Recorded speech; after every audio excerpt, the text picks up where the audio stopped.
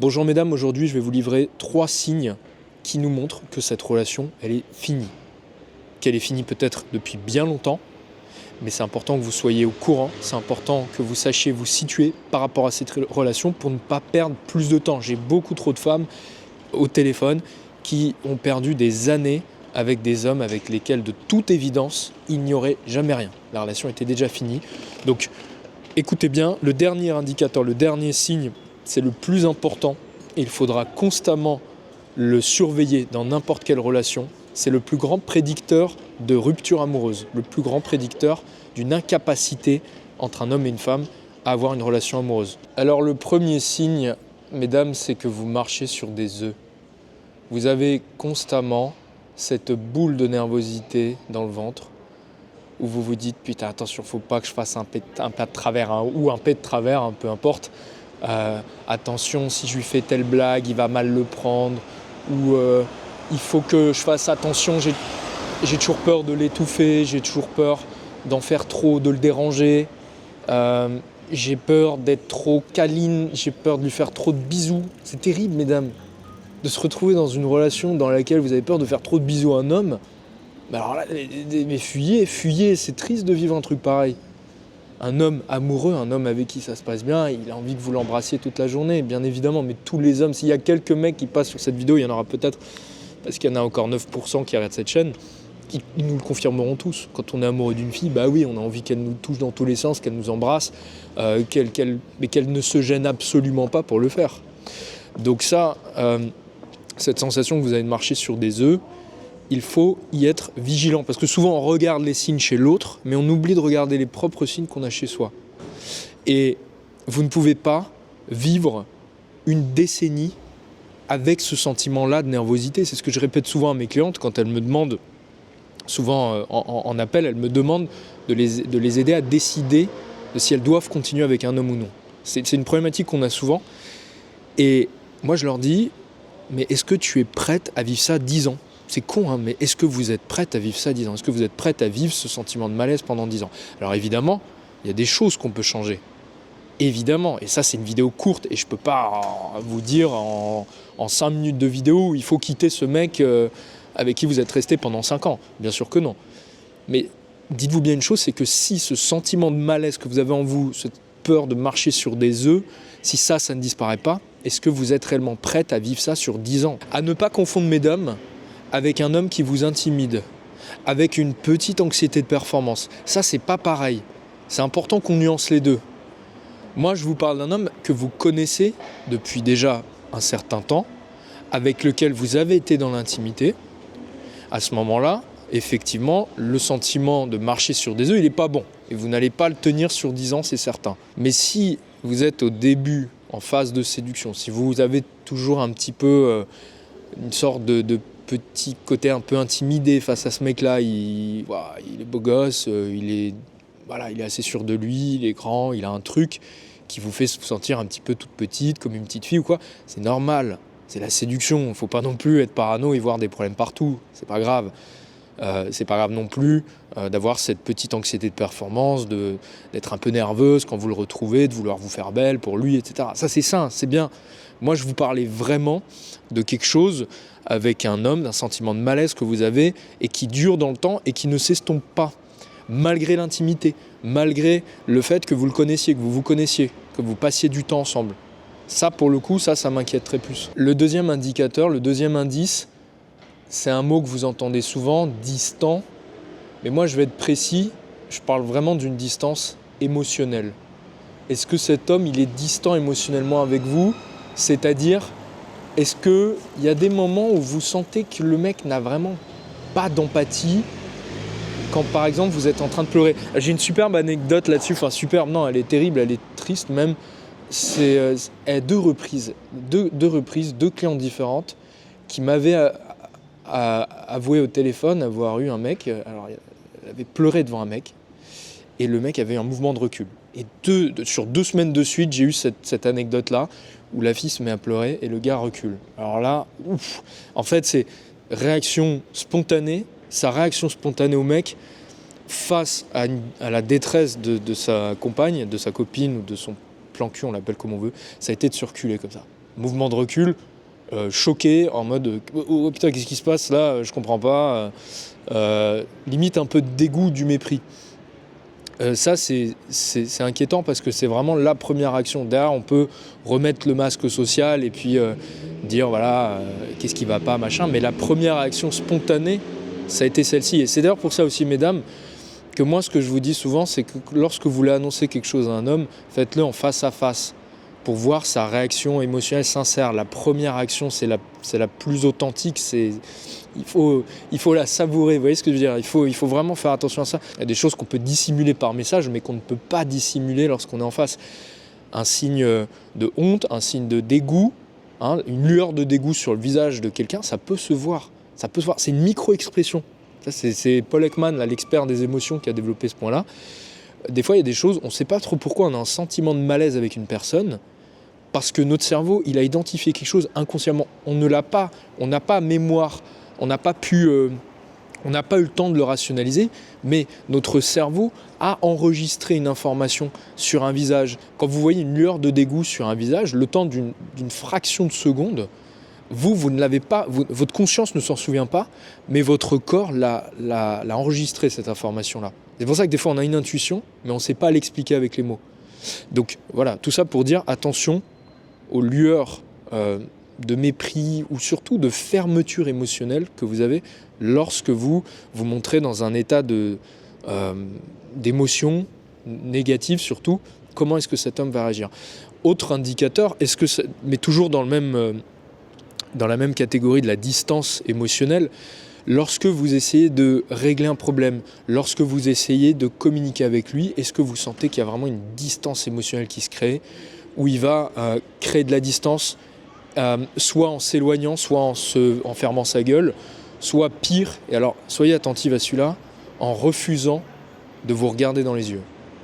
Ça, c'est un indice, et ça, je le vois très rarement. Les filles en parlent très peu, je trouve, dans le contenu pour femmes, pour aider les femmes en amour. La perte de contact oculaire, c'est vraiment un signe que cette personne-là ne veut plus vous humaniser. Elle n'a pas envie, votre état émotionnel, ça ne l'intéresse pas. Pourquoi ? Parce que quand on regarde quelqu'un, on dit souvent le regard, c'est le reflet de l'âme. En fait, si je veux vivre une émotion avec toi, il faut que je te regarde dans les yeux. Parce que là, je vais lire des émotions et en te regardant dans les yeux, on va partager un truc, on va partager une émotion ensemble. C'est plus facile d'avoir de l'empathie et de ressentir de l'empathie pour quelqu'un en le regardant dans les yeux. Si on n'a plus envie de ça, si on a envie de couper la synchronie émotionnelle, on détourne le regard. Donc le mec, si lorsque vous le parlez, il prend cette habitude de détourner le regard, c'est qu'il est en train de chercher à fermer émotionnellement. Shut down, fermeture de la boutique. Shut down émotionnel, pas bon du tout, zéro émotion. Ça, c'est un des grands prédicteurs de la fin d'une relation amoureuse. Et beaucoup de femmes, malheureusement, se retrouvent là-dedans dans des longs mariages. Dites-le nous, d'ailleurs, mesdames, si ça vous arrive, quand vous êtes en relation avec un homme. Les femmes font des erreurs, mais les hommes ont des erreurs qui sont très stéréotypées masculines. Et celle-ci, dans le cadre du mariage, c'est vraiment une erreur masculine très stéréotypée, une erreur très stéréotypée masculine, qui est vraiment ce détachement émotionnel lorsque la femme essaye de lui parler, de communiquer, de lui dire les problèmes qu'il y a dans la relation. Shutdown émotionnel, ça c'est vraiment probablement une des pires erreurs que font les hommes dans leur mariage. Et là où effectivement ils devraient bosser sur eux, des fois vous me le dites dans les commentaires, oui les hommes doivent travailler sur eux. Ce point-là, effectivement, je suis d'accord avec vous, c'est un gros point de conflit entre hommes et femmes. Mais vous savez ce qu'ils vous diraient, les hommes ? À ce moment-là, les hommes, ils vous diraient quoi, elle a cherché à communiquer vraiment ? C'est-à-dire que alors là, on entre dans un autre domaine, mais et là je comprends la perspective masculine qui est de dire qu'en fait, les femmes pensent communiquer, mais elles ne le font pas toujours hyper bien. C'est-à-dire que ça peut être fait de manière trop agressive ou au contraire de manière trop subtile. Il y a parfois des lacunes. Et je sais qu'il y a un peu ce cliché de la femme qui communique bien en amour. Moi, je ne suis pas d'accord avec ce cliché. Je vous le dis, mesdames, sincèrement, je pense que les femmes ont beaucoup de difficultés, vraiment, à communiquer en amour. Bon, là, je m'éloigne un petit peu, je m'égare. Mais gardez bien en tête que cette distance émotionnelle face à une émotion que vous avez, face à une détresse ou face à une volonté de communiquer, c'est jamais bon signe, c'est même un très mauvais signe. En revanche, lorsqu'un homme se montre distant dans les conversations, dans les messages, alors c'est pas un bon signe non plus, mais ça veut pas dire que c'est la fin du monde, parce que ça peut être pour plein d'autres raisons, ça peut être pour un paquet d'autres raisons, comme par exemple le mec est occupé par son taf, le mec a des problèmes dans sa vie, enfin il peut y avoir vraiment plein d'autres raisons, donc ce signe-là est différent. Moi je vous parle vraiment d'une distance émotionnelle là, face à vous. Le troisième indice est de loin le plus important, mesdames, à observer pour savoir si c'est la fin de la relation, c'est le mépris. Le mépris, c'est l'émotion ultime qui signe la fin d'une relation. C'est le plus grand prédicteur de divorce. La pire des choses qu'il puisse y avoir dans une relation, j'insiste vraiment dessus, c'est qu'il y ait du mépris, de quelque forme que ce soit, et peu importe de qui ça vient, que ce soit le sien ou le vôtre. On va y revenir dessus. Alors, le mépris, quelle forme il prend en relation? Chez les hommes, il va prendre plusieurs formes. Alors, je dirais déjà une critique qui revient souvent. S'il vous critique souvent sur une particularité que vous avez. Attention, il faut bien nuancer et bien distinguer cela de la taquinerie. Les hommes taquinent. On aime taquiner notre chérie, on aime taquiner la fille qu'on aime, on aime taquiner pour séduire, on aime taquiner, peu importe, on taquine nos mères, enfin bon, on taquine tous. Mais il y a une différence entre taquiner et critiquer. C'est-à-dire que si je te taquine une fois, je vois qu'il n'y a pas de réaction, je te taquine, je sais pas moi, sur ton nez. Allez, hop, petite taquinerie sur ton nez. Pas de réaction. Je reteste une deuxième fois. Et là, je vois que tu le prends pas très bien. À partir du moment où la personne refait une taquinerie là-dessus, c'est plus de la taquinerie, c'est de la critique, voire même c'est du harcèlement en fait. Hein. C'est plus drôle du tout, c'est méchant. Donc, prenez bien en compte cette nuance entre taquinerie et critique. Critique, il y a une volonté de cracher du venin, de faire mal. Taquinerie, on est là tous les deux, on rigole, on joue, et si je sens que même si je sens que tu es neutre, en fait, je vais pas le refaire. Pour moi, la taquinerie, c'est si on joue tous les deux. Si je suis tout seul, c'est de la critique, c'est du harcèlement. Donc ça, soyez attentifs là-dessus. Donc ce qui vaut critique sur votre intelligence, sur votre carrière, sur votre taille, le fait que vous soyez trop grosse ou des choses comme ça, ça, pour moi, il faut faire attention à ça. Est-ce que c'est de la taquinerie, ce que vous lui avez expliqué? Est-ce que c'est de la critique, etc. Ça peut être de la colère. Les hommes expriment beaucoup, je pense aussi, le mépris à travers la colère. La colère, c'est-à-dire tout l'agace, tout l'irrite. Vous marchez trop lentement, vous marchez trop vite, vous mangez pas assez, vous faites ci, sexuellement, vous êtes chiant. Enfin, tout l'énerve. Voilà, ça, c'est pas bon. Un mec qui se met trop en colère vis-à-vis d'une femme, il y a un truc qui l'emmerde chez vous, et ça peut être effectivement un gros indicateur de mépris. C'est plus la manière masculine. Les femmes expriment le mépris un peu différemment. Les femmes sont peut-être aussi plus subtiles sur leur manière d'exprimer le mépris. Parce qu'il y a aussi les signes paraverbaux. Là, je vous ai parlé de l'aspect verbal, là aussi, les signes paraverbaux dans le langage du corps. Lever les yeux au ciel, soupirer. Dites-le nous, mesdames, dans les commentaires si vous avez des exemples de mépris masculin, de manière très masculine d'exprimer le mépris. Parce que le mépris donc, peut être masculin, mais il peut être aussi féminin. C'est-à-dire que vous aussi, mesdames, vous pouvez exprimer le mépris ou le ressentir. Et ça c'est pas bon non plus. J'ai une cliente hier qui me racontait, qui me demandait justement si elle devait rester avec son homme. Et en creusant dans la relation, je me suis rendu compte qu'il y avait un léger mépris qui était en train de naître. Elle avait du mépris parce que son homme n'était pas le type d'homme qu'elle avait eu l'habitude d'avoir dans le passé, à savoir un mec dynamique, sportif, et surtout qui avait des projets dans la vie, qui bougeait, qui faisait des trucs. Il avait une bonne situation, mais il n'était pas en mouvement, quoi.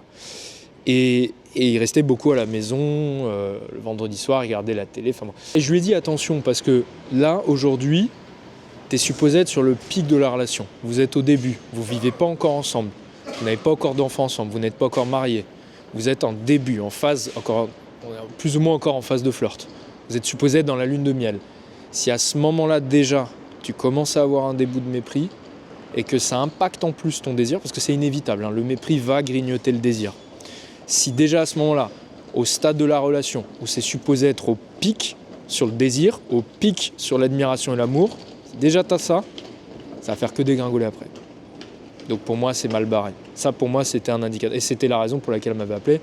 Et j'ai confirmé ses peurs et ses inquiétudes. Effectivement, Cette forme de mépris, même quand ça vient de vous, c'est pas bon. C'est pour ça que je vous dis, observez son mépris, mais le vôtre aussi. Parce qu'in fine, il viendra éroder et détruire la relation. Et c'est pas bon pour votre santé.